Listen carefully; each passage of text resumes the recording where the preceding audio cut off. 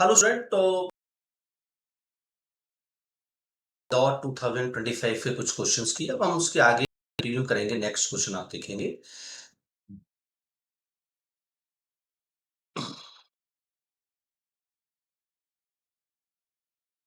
तो हम next question जो है उसको रीड करते हैं।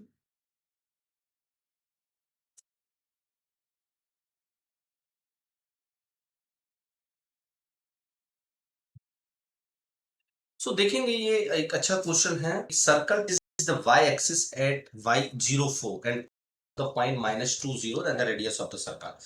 सो आप देखेंगे ये कोऑर्डिनेट ज्योमेट्री का एक ज्यादा टफ नहीं है क्वेश्चन, एवरेज क्वेश्चन है। तो सबसे पहले मैं एक कंस्ट्रक्शन इसमें करता हूँ। देखेंगे यहाँ पे जो 04 पर टच कर रहा है और -20, तो सबसे पहले सर्कल एक तो वाइसेस को टच करेगा। देखेंगे कि 02 कहाँ होगा, लगभग 04 इधर कहीं होगा। ये अपना वाई एक्सिस है और ये, और दूसरा -20, तो -2 लगभग इधर कहीं है। तो मैं सबसे पहले इसको सर्कल को पूरा यहाँ से ड्रॉ करता हूँ। ओके, तो ये जैसे पॉइंट है मेरे पास 04, एक्स यहाँ पे 0 है, वाई 1 2 3 4, तो ये यहाँ अप्रोक्स होना चाहिए। और ये -20, तो एक्स की वैल्यू -2 मैंने ये ले ली वाला पॉइंट, और ये 0 ये मेरे पास हो गया। ठीक है, और इसका सेंटर मैंने यहाँ कहीं ले लिया क्योंकि मुझे रेडियस निकालना है। तो आप देखेंगे सबसे पहले तो मैं इससे यहाँ पे एक इनको यहाँ से मीट करूंगा और इसको मीट करूंगा, ये इसका सेंटर है। तो आप ध्यान से देखेंगे कि ये जब मैं यहाँ मीट करूंगा, यहाँ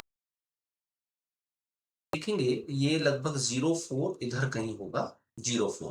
यानी कि ये मेरे पास यहाँ पे जो वैल्यू है इसकी, एक्स की वैल्यू अभी मुझे पता नहीं है कि यहाँ पे कहाँ जा रहा है, लेकिन ये वाली जो वैल्यू 04 है, तो ये वाई की वैल्यू मेरे पास 4 यहाँ पे मौजूद है। ओके, वाई की वैल्यू 4 मौजूद है, क्योंकि ये इससे सीधी जाएगी लाइन और 90 डिग्री पे टच करती है, मैं मालूम है। अब आप देखेंगे कि ये भी रेडियस है, तो उसको मैंने एक्स सपोज किया और यहाँ ओ सपोज किया, और इसका नाम मैंने रख दिया है ए, इसका नाम मैंने रख दिया है बी।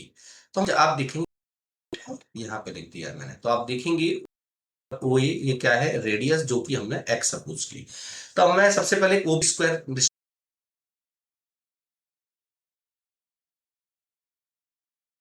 प्लस x2 - x1 का होल स्क्वायर। तो जैसे मैंने एक्स, इसको एक्स लिया है, माइनस माइनस प्लस, ये -2, ये x1 y1 लिया है, ये x2 y2 लिया है, इसका स्क्वायर, और प्लस ये मेरे पास 4 मेरे पास ऑलरेडी गिवन है, y4 -0 का होल स्क्वायर। यहाँ पे हमने x ले लिया है, रेडियस को x सपोज किया था, तो मैं इधर x स्क्वायर लिख देता हूँ, इसका ओपन करता हूँ ब्रैकेट फॉर्मूले से, ए स्क्वायर प्लस 2ab प्लस बी स्क्वायर, ये 4 हो जाए 16। So this x square cut होने के बाद और 20, जो कि मैंने इधर ट्रांसफर किया -20। ओके, और उसके बाद अब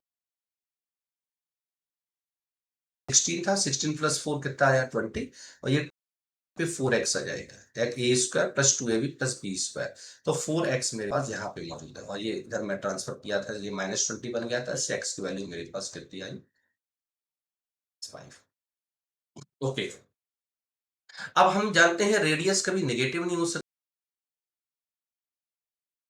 हम क्या लिखेंगे इसको, 5, और ये मेरा आंसर है। तो ये देखेंगे क्वेश्चन निहायत ही साधारण, कोई ज्यादा टफ नहीं, एवरेज क्वेश्चन मान सकते हैं, बी ऑप्शन करेक्ट है। अब आता हूँ नेक्स्ट क्वेश्चन पर। सो नेक्स्ट क्वेश्चन, ये ऐसा लग रहा है कि कुछ टफ होगा, तो अभी अपन इसको पहले पढ़ते हैं। टफ है, सिंपल है, तो ये एक तरह से ज्योमेट्री का क्वेश्चन मान सकते हैं, या हम एरिया वॉल्यूम में एरिया का भी क्वेश्चन हो सकता है। इसको रीड करते हैं, देखेंगे consider a triangle with side length 4 6 and 9 के साथ। तो पहले पहले मैं एक यहाँ पे ट्रायंगल का कंस्ट्रक्शन करता हूँ।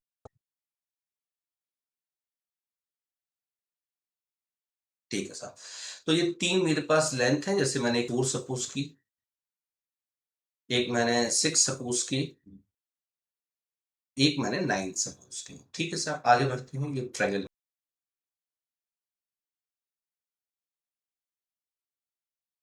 the top from the triangle is exactly 1 meter. Total distance covered by dog 1 round. तो देखेंगे इससे ठीक 1 मीटर की दूरी पे मैंने एक पॉइंट यहाँ बनाया, एक इससे ठीक 1 मीटर की दूरी पे यहाँ एक पॉइंट बनाता हूँ और एक यहाँ बनाता हूँ। यानी ये डॉग है, आप देखेंगे एक तो इसके पैरेलल है लाइन, तो एक यहाँ पर जो डॉग जाएगा वो आप देखेंगे कुछ इस तरह से जाएगा, फिर यहां से यहां तक जो लाइन जाएगी वो बिल्कुल इसके पैरेलल जाएगी, परफेक्ट। और ऐसी एक लाइन यहां पर जाएगी इसके ठीक पैरेलल। और ये डॉग जो है ये यहां से ये ऐसे जाएगा, ये इस तरह से जाएगा। ठीक है, तो ये कुछ जो डॉग लगभग कुछ इस तरह से जाएगा। और इसको आप चाहो तो हम दोबारा से बना देते हैं ट्रायंगल, कुछ ऐसे, ये ऐसे, और ये ऐसे, और ये ऐसे, और ये ऐसे। ठीक है, और ये ट्रेल मेरे पास कुछ इस तरह से एक रफली डायग्राम मैंने और बना दिया, 4, ये 9, ये 6। ठीक है, तो आप देखेंगे अब वो कह रहा है डॉग एक राउंड में कितना चल रहा है। तो आप ध्यान से देखिए, थर्ड हिस्सा, ये वन थर्ड, ये वन थर्ड हिस्सा, जिसकी रेडियस हमारे पास कितनी होनी चाहिए, 1, क्योंकि हर जगह पे डिस्टेंस 1 है। तो ये तो ठीक इसके पैरेलल 4 चला जाएगा, ये ठीक इसके पैरेलल 6 चला जाएगा, ये ठीक इसके पैरेलल 9 चला जाएगा। तो ये तो वो डिस्टेंस कवर करेगा ही, 4 प्लस 6 प्लस 9, जो कि 19 हो जाएगी। ये ध्यान से देखेंगे, ये भी 1 है और ये भी 1 है रेडियस। तो अब ये मुझे पता है कि ये एक तरह से 1/3 होगा। ठीक, क्योंकि 120 डिग्री का एक जाएगा, जैसे ये 120, ऐसी 120, लगभग ये डिग्री का एक सर्कल बन जाएगा। यानी ये वाला टुकड़ा अगर मैं लेता हूं एक पार्ट, और ये दूसरा पार्ट और तीसरा पार्ट, तो ये एक से दूसरा इस तरह से 3 पार्ट में डिवाइड है। इससे पता पड़ता है कि ये मेरे पास एक तरह से 1/3 होगा। तो 19 यहाँ आ गया मेरे पास, ये मैं इधर लिख देता हूँ, यहाँ पे लिख देता हूँ, ये 19 हो गया है। और प्लस ये देखेंगे 1/3 हिस्सा है, 2 पाई आर फॉर्मूला होता है सरकमफ्रेंस का, R1 है मेरे पास। ऐसे 3 हिस्से मेरे पास है, एक 1/3 ये, एक 1/3 ये, एक 1/3 ये। तो ये इससे कट हो जाएगा, तो मेरे पास 19 प्लस 2 पाई आर। ठीक है, 19 प्लस 2 पाई, क्योंकि ऑप्शन नंबर बी। तो ये क्वेश्चन बिल्कुल टफ नहीं है, आराम से प्लस 19 छोटा सा लिख देता हूँ। ठीक है, ये मेरे पास जो क्या था, ये जो मेरे पास था 4 प्लस 6 प्लस 9, इनकी बाउंड्री का टोटल, और बाकी 1/3 1/3 1/3, और रेडियस 1। तो इस वाला ये पूरा सर्कल बना, जिसकी सरकमफ्रेंस 2 पाई आर, आर मेरे पास 1, तो डायरेक्ट 2 पाई भी लिख सकता हूँ। सो ये ऑप्शन नंबर बी मेरा आंसर है। तो एक मतलब थोड़ा सा लॉजिकली। नाउ हम नेक्स्ट क्वेश्चन चेक करते हैं। नेक्स्ट क्वेश्चन आप देखेंगे कि ये हमारे पास हमें इंटरेस्ट का नजर आ रहा है क्वेश्चन। कैसे, इसमें लिखा है इंटरेस्ट रेट, तो आप देखेंगे ध्यान से।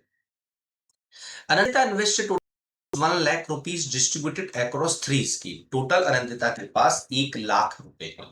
3 स्कीम ए, बी और सी में इन्वेस्ट करती है, सब में 2-2 ईयर के लिए। ठीक है, और जो इंटरेस्ट है वो रिस्पेक्टिवली पहला वाला 10%, दूसरा 8 और फिर 12% दे रहे हैं। कंपाउंडेड वाली इसमें लिखा है। ठीक है, यानी कि सीआई पर होना चाहिए। और इनिशियल इन्वेस्ट स्कीम ए का 3000 है, और बाकी का मुझे बताना, टोटल दिया है 10,600। तो मुझे बताना तीनों स्कीम में जो सेकंड ईयर के बाद जो मुझे अर्निंग हो रही है इंटरेस्ट की, वो कितनी है।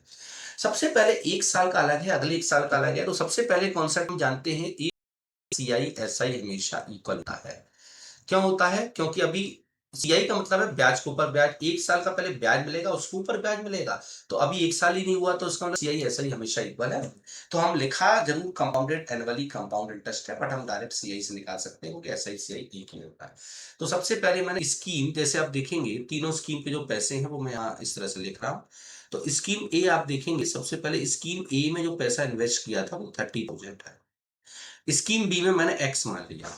और स्कीम सी में अब आप देखेंगे 1 लाख में से मैं 30,000 जब लेस करूंगा, तो मेरे पास कितने बचे, 70,000। और उसमें से बी वाले एक्स लेस करूंगा, तो मेरे पास कौन सी स्कीम का है, सी के।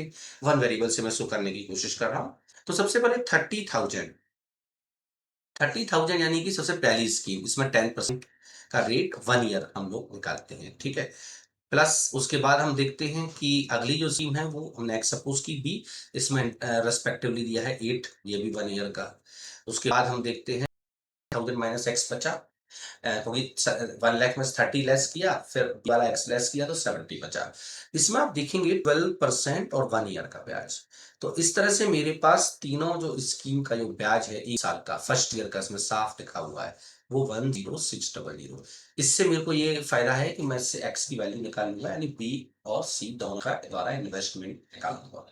सबसे पहले आप सॉल्व करते हैं, 20 से 20 काट, तो ये 3,123,000। इधर आप देखेंगे यहाँ पे भी हम इसको सॉल्व करते हैं, 4 2 8 25, तो उसको जितना reduce कर सकते हैं रिड्यूस कर दिया, 2.25x।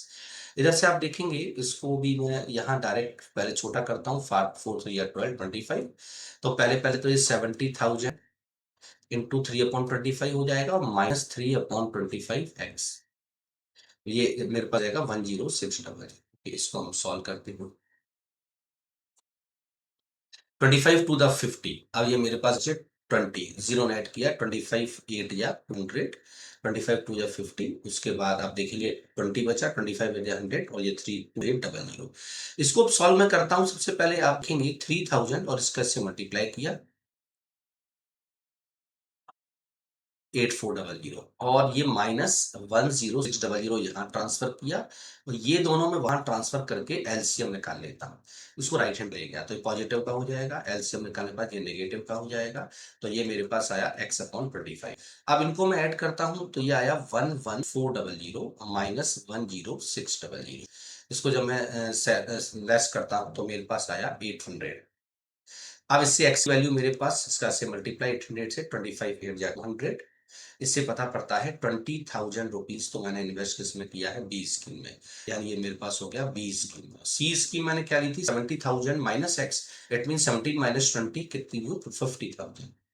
तो ये तीनों स्कीम का पैसा आया, पर अभी मेरा जो आंसर है वो ये नहीं है। आंसर वो ये मांग रहा है सेकंड ईयर में कितना इंटरेस्ट डाला। तो सबसे पहले आप देखेंगे पैसा कुछ निकाला तो है नहीं। मैं यहाँ पे क्या करता हूँ, तीनों स्कीम में पहले एक 20 यहाँ लिख देता हूँ। ए स्कीम में इन्होंने कितना इन्वेस्ट किया है, 30,000। बी स्कीम में हमने देखा कितना निकला हमारा, 20,000। और सी स्कीम में आप देखेंगे कितना निकला, 50,000। ठीक है। अब ए स्कीम में रेट ऑफ इंटरेस्ट 10% है, इसमें 8% है, इसमें 12% है। मैं थोड़ा डायरेक्ट निकालने की कोशिश करूंगा क्योंकि मुझे सेकंड ईयर का निकालना है। पहले पहले आप देखेंगे 30,000 10% का इंटरेस्ट, इंटरेस्ट लिख देता हूँ भाई, तो आप कितना आ जाएगा, 3,000 फर्स्ट ईयर में। 20 का 8 2 16, 1600, और ये 12 5 60, 6,000।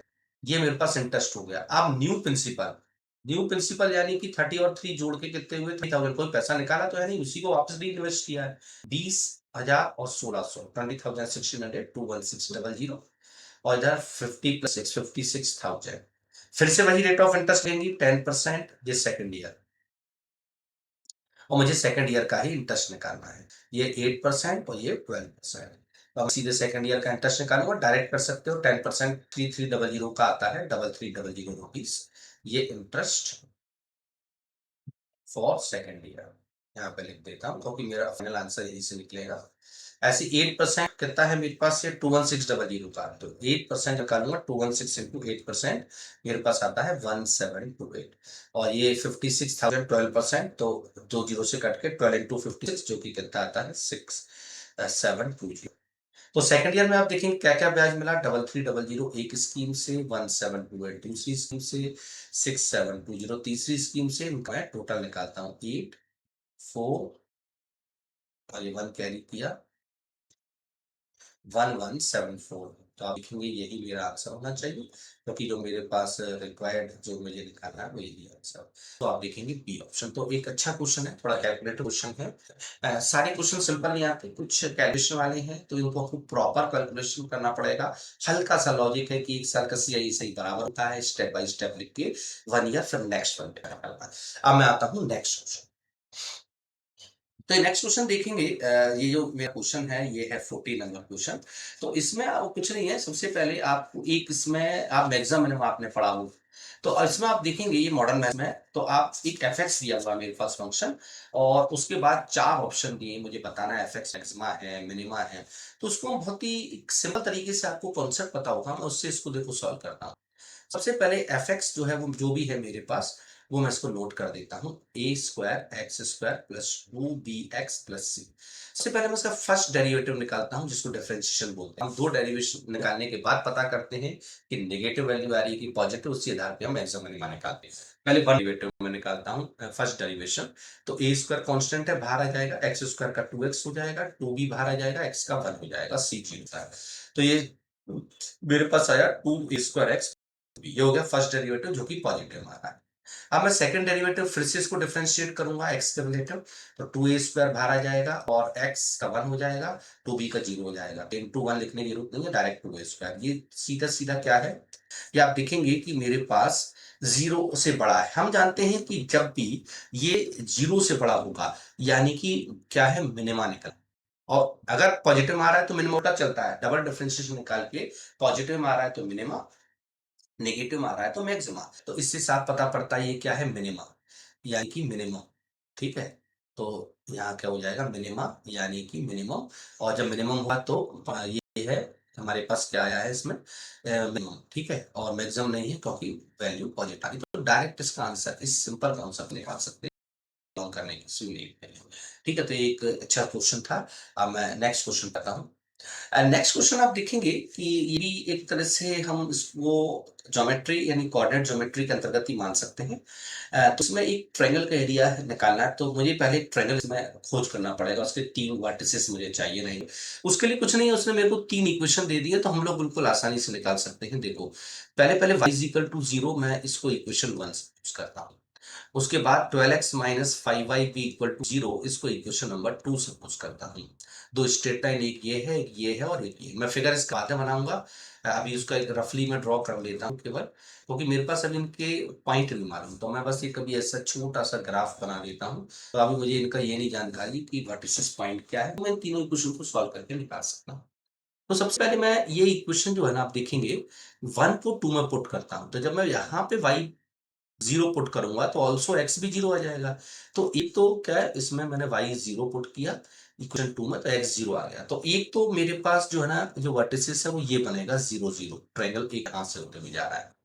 अब मैं इसको x वाली वैल्यू y इक्वल टू 0 3 में पुट करता हूँ, तो देखेंगे y इक्वल टू 0 पुट करूंगा तो ये 0 हो जाएगा, और x की वैल्यू मेरे पास इससे आ जाएगी 7/3। तो इससे पता पड़ता है कि मेरे पास x की वैल्यू 7/3 और y की 0, तो एक वर्टिसेस ये आएगा 7/3। आप देखेंगे x की वैल्यू में लगभग यहाँ मैंने मान लिया ये 7/3 और y 0 है, तो यहाँ तो एक ये बेस रेडी हो गया ट्रायंगल का। ठीक है, अब तीसरा पॉइंट, इन इक्वेशन 2 और 3 को मैं सॉल्व करता हूं। तो मैं यहाँ पे क्या करता हूँ, उसको सॉल्व करने के लिए ये जो वैल्यू है x की वैल्यू में इससे निकलता हूँ 5y/12, जो कि मैं पुट कर देता हूँ इक्वेशन 3 में।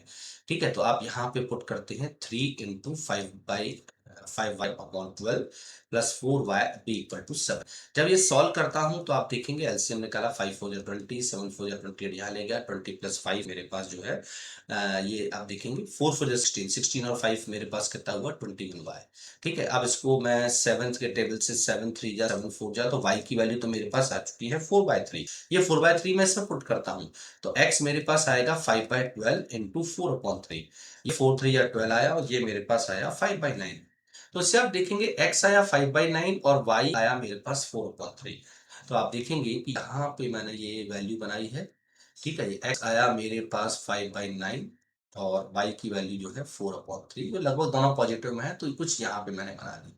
यानी जो मेरा ट्रायंगल है वो कुछ इस तरह से बनेगा, और इनका नाम मैंने ABC रख दिया। अब इनका मुझे एरिया निकालना है, तो अब तो एक ही लाइन का हम लोग निकाल सकते हैं। देखो यहीं पे निकाल देता हूँ, required area of 1/2 base into height formula होता है, तो बेस देखेंगे ये होगा BC, जो कि 7/3 होगा। और हाइट अगर मैं यहां से डालूंगा तो आप जानते हैं कि ये जो है क्या हो जाएगा, y मेरे पास कितना दिया हुआ है, x 5/9, y 4/3। तो आप देखेंगे यहाँ पे मेरे पास y यानी हाइट कितनी रहेगी इसकी, 4/3, जो कि ये जा रही है। तो 1/2 बेस मेरे पास 7/3 और हाइट 4/3।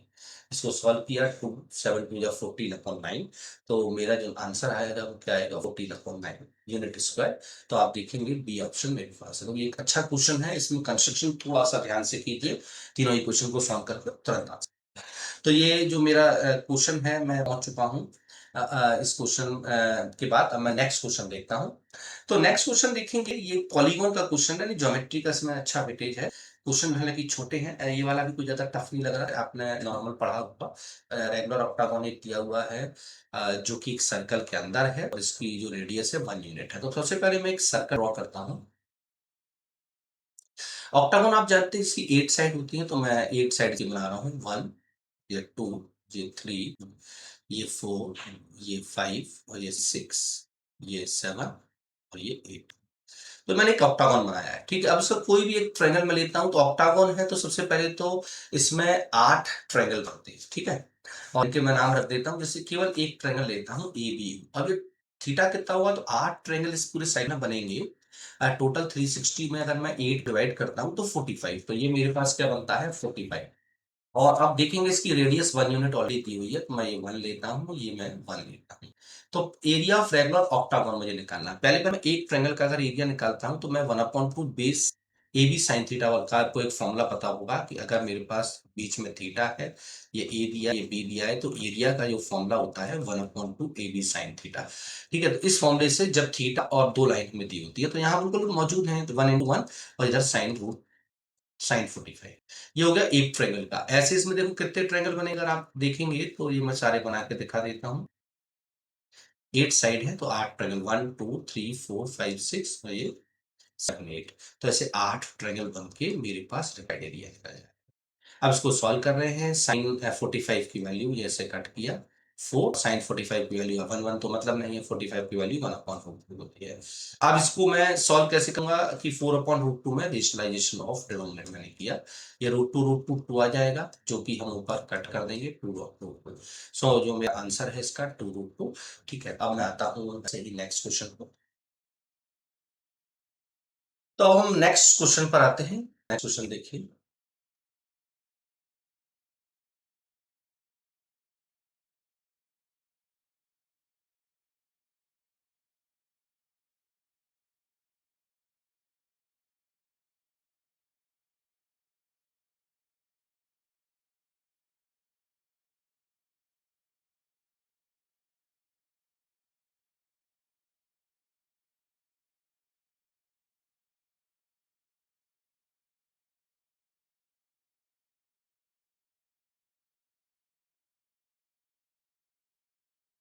तो नेक्स्ट क्वेश्चन, ये क्वेश्चन देखते हैं। टू स्विमर्स, ये स्पीड टाइम एंड डिस्टेंस का क्वेश्चन देखेंगे। Two swimmers Ankit and Vipul start swimming the opposite side of a swimming pool at the same time. Ankit can cover the length of the pool once in 10 minutes. तो अंकित जो है वो अपना कितने time पे cover कर रहा है उसको, 10 मिनट में। और Vipul's can cover the length of pool in 15 minutes. They swim back and fourth, यानी वापस दौड़ते हैं 80 मिनट्स तक विदाउट स्टॉपिंग। तो मुझे बताना है कितनी बार उनकी मीटिंग होगी। तो सबसे पहले आप देखेंगे मैंने यहाँ पे ये एक दो पॉइंट लिए हैं। मैंने सपोज किया ये पॉइंट ए और ये पॉइंट बी है। जो मैंने ए पॉइंट लिया है, मैंने सपोज किया यहाँ से अंकित चलता है और बी पॉइंट से विपुल चलता है। तो आप देखेंगे कि ए और बी, इनके बीच का जो डिस्टेंस है, सबसे पहले मैं उसको सपोज करता हूं।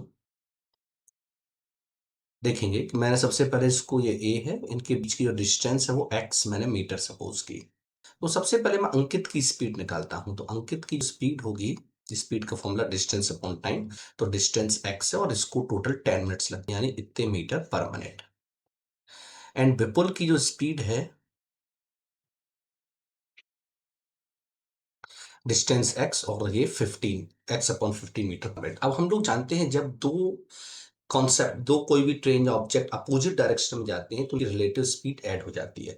तो अब यहाँ देखेंगे कि मेरे पास जो है x/10 और x/15, ये दोनों मेरे पास क्या हो जाएंगी, दोनों की स्पीड ऐड हो जाएगी। और स्पीड का फॉर्मूला डिस्टेंस अपॉन टाइम। तो मैंने सपोज किया वो जो टाइम था फर्स्ट मीटिंग का, मैंने सपोज किया वो हमारे पास है t1। ओके, तो इनके बीच का जो डिस्टेंस है x, और ये वाला टाइम मैंने t1 सपोज किया। हाँ, मैं लेट लिख देता हूँ t1 टाइम फर्स्ट मीटिंग का।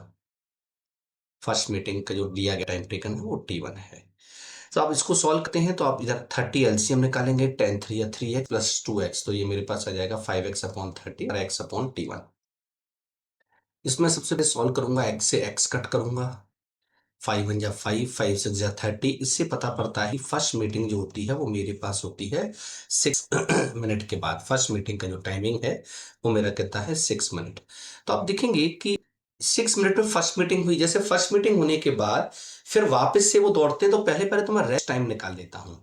तो आप देखेंगे टोटल वो 80 मिनट्स ले रहे हैं, तो जो रेस्ट टाइमिंग मेरे पास बचेगा वो मेरे पास 80 - 6, इट मीन्स 74 मिनट। अब 74 मिनट में फिर बैक एंड फोर्थ, यानी जैसे एक बार मीटिंग हुई, फिर जब वापस मीटिंग करेंगे तो आप देखेंगे यहां से इसको यहां तक टच करना है, फिर वापस आना है। इट मीन्स 2x डिस्टेंस उनको कवर करना पड़ेगा।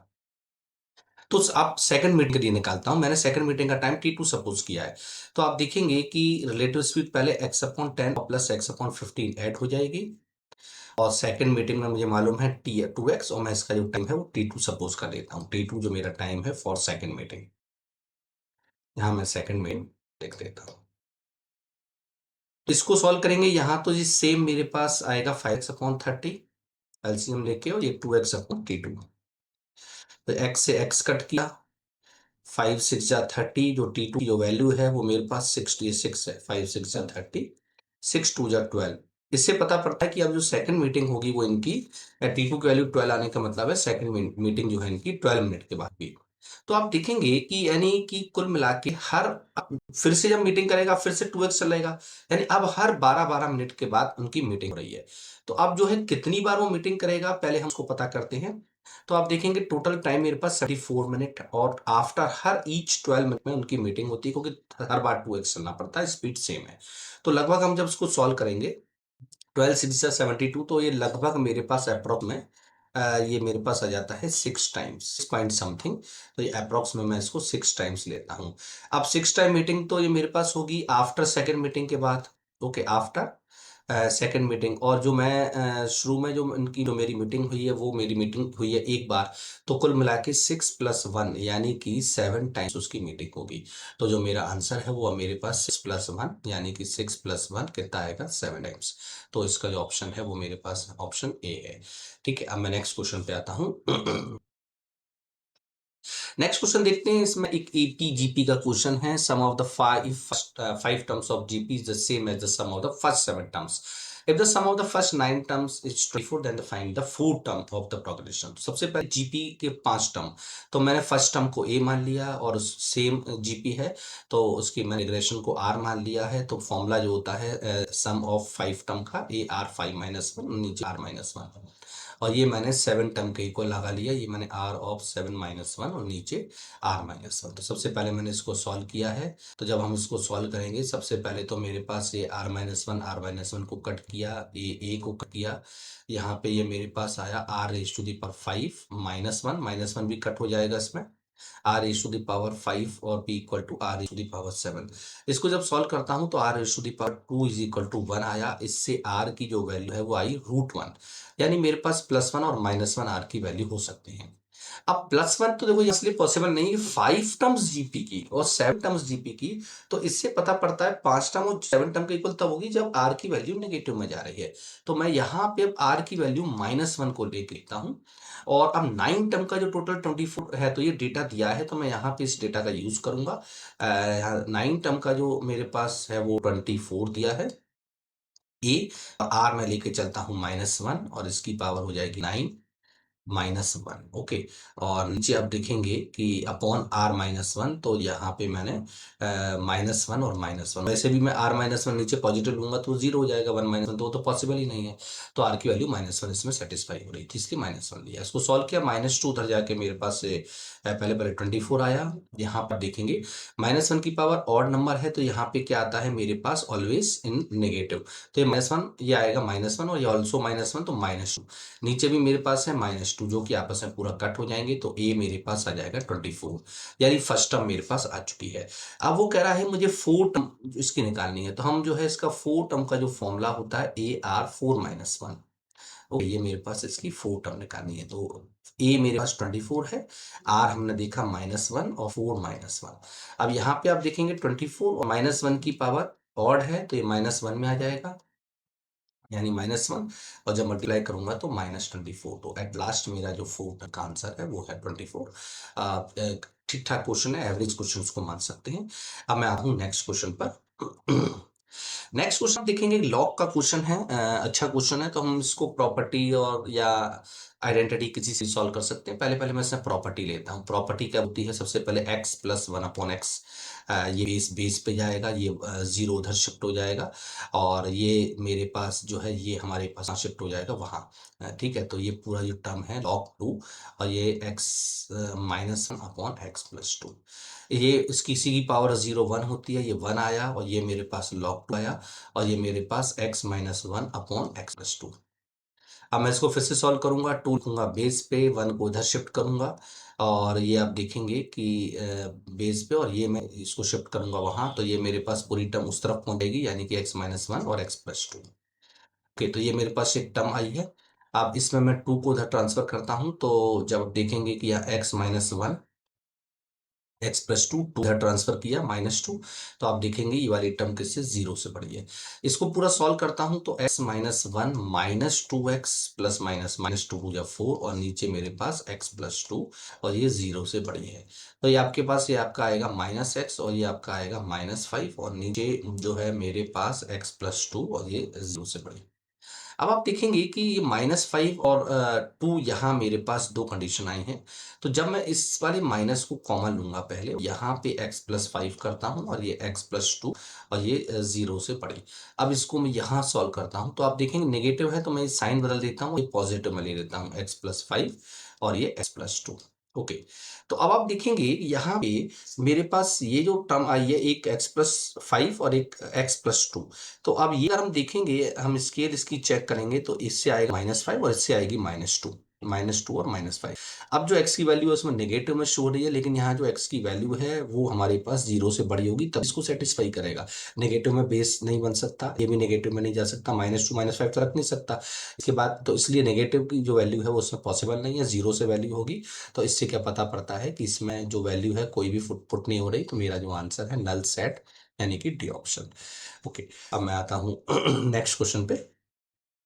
नेक्स्ट क्वेश्चन सबसे पहले मेरे पास एक यहाँ सीरीज बनी हुई है, ठीक है, इस सीरीज को हम पहले रीड करते हैं। तो सीरीज आप देखेंगे दो इसमें एपी जा रही हैं,